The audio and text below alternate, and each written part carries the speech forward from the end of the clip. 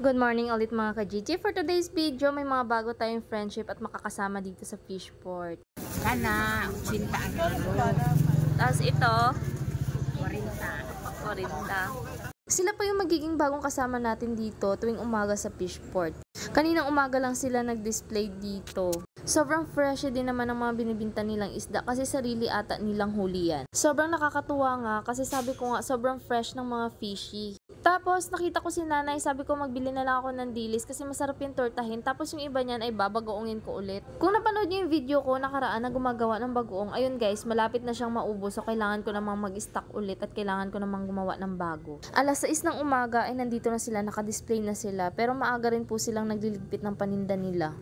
Dito naman sa kabilang side, dito yung pwesto ng ating mga friendship. Dahil unti-unti na talagang lumalaot ang mga bangka, ngayon may display na naman silang isda. Nitong mga nakarang araw nga, sobrang tahimik talaga ng Fishport at wala kang makikitang tao dyan at vendor na nagbibenta ng isda. So ngayon, balik sigla na naman at busy na naman ang ating Fishport.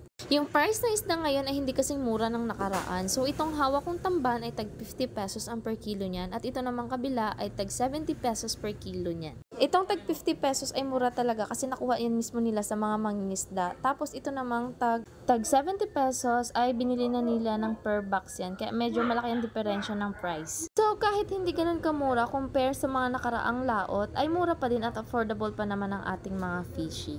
Pero nakaraan ang price ng tamban ay 25 to 30 per kilo. So ngayon ay medyo mahal pa.